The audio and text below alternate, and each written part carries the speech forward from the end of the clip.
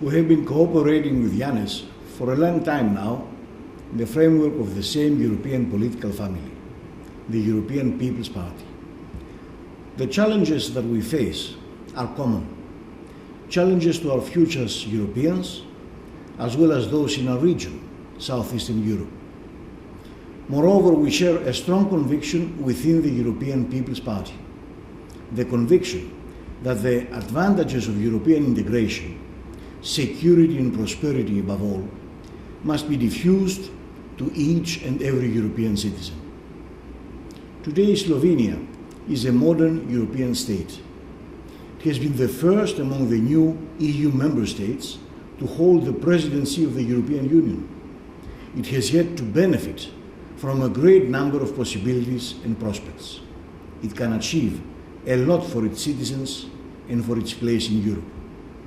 I am very confident that Yanis will continue to promote these goals with the same vigor and determination.